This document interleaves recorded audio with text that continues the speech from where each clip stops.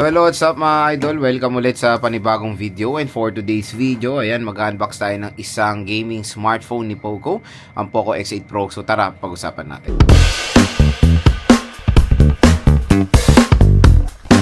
Naghanap ba kayo ng isang smartphone na pang gaming? Ito, Poco X8 Pro, pwede ko i-recommend sa inyo. Ito ay bagong labas sa smartphone ni Poco. Meron tong top of the line, which is Poco X8 Pro Max. So, ayan yung gilid niya, Xiaomi HyperOS.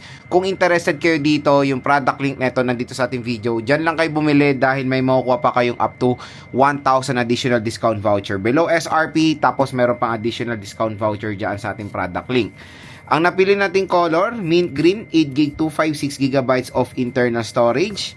So, open na natin itong smartphone na to. Ayan, Poco X8 Pro. So ito yung mga specs niya.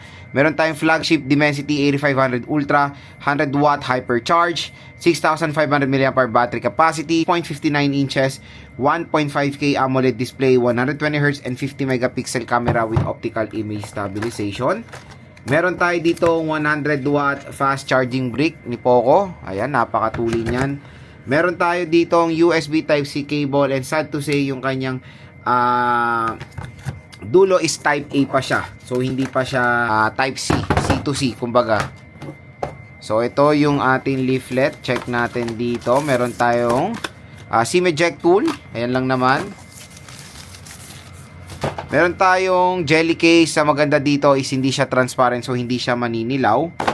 Meron tayo ditong safety information and quick start guide and warranty card. Yun lang naman yung content ng box. So, dito tayo sa Poco X8 Pro. Ito ulit yung kanyang specs. Ayan. Dimensity 8500 Ultra siya. So, napakalakas nito. Ayan siya. Kung makikita nyo, mukha siyang iPhone 16. Yes, mukha siyang iPhone 16 sa first glance. So, metal frame siya at glass back cover ito, which is very nice yung overall form factor ngayon ng Poco X8 Pro.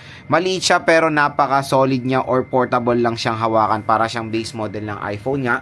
Meron tayo ditong dual rear camera system with 50 megapixel main camera and 8 megapixel ultra wide camera, tapos yung flash. So, box type siya. Ayan, napaka-sleek. Sa side right is power button and yung volume rocker. Sa taas naman is yung IR blaster niya and yung microphone. Sa left side wala tayong makikita. Sa baba naman is SIM tray, microphone, Type-C port at speaker grills. So dual steer speakers itong si Poco X8 Pro, at meron siyang pre-installed na screen protector out of the box. Ayan siya. So napaka-solid. Ang ganda nung overall form factor nitong Poco X8 Pro, mga idol. Ayan, no. Diba? So, lagay natin yung case niya. Oh, diba? Napakaganda nung case. So, maganda dito sa case, hindi siya naninilaw. Open natin si Poco X8 Pro. Ayan.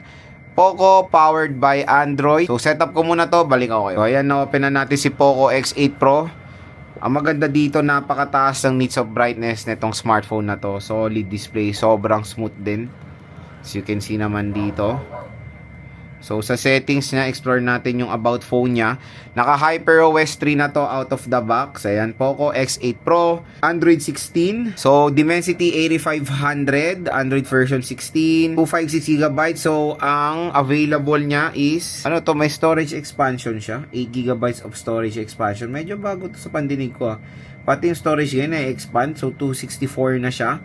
So, 226 na lang available niya. So, tingnan natin yung storage niya dito. Nandito lang yan eh. Additional settings. So, in fairness naman, ayan siya. Matik ma-update pa to sa Medyo bago to 8GB with storage extension. Parang bago itong narinig ko na na-extend na rin yung storage niya. UFS storage extension. Ayan, additional storage. Wow! Na-extend din yung storage niya. You can add up to 8GB of storage to this device using UFS storage extension technology and storage optimization algorithm. So, meaning maganda to. Maganda tong additional na to for your system files, di ba? Or yung extended RAM mo. Kasi extended RAM nito is up to 8GB. So, dun mo na lang malalagay yung extended na storage. Ayan, para bawing-bawi rin lang kumbaga sa storage. So, 226GB. So, 37GB ang nagamit niya. Camera, napakaganda ng camera nito. Sobrang linaw dahil 50 megapixel siya with Sony sensor. Ayan, meron tayong sample photo dito. Diba?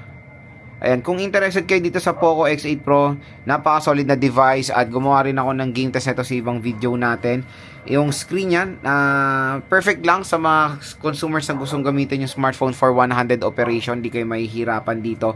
Very powerful processor, napakalaki ng battery, 6500 mAh battery capacity. At in less than 1 hour lang kaya niyang i-full charge yung smartphone na to. At ang maganda pa dito sa Poco X8 Pro is water and dust resistant po ito. Meaning, pwede ito masubmerge sa water within 30 minutes. Kaya napaka-solid din gamitin itong smartphone na to for underwater shots. Kaya yun, kung gusto niyo makuha ito ng below SRP, dito lang kayo bumili sa ating product link. Itong Poco X8 Pro, isa sa napakasulit na smartphone ngayon 2026.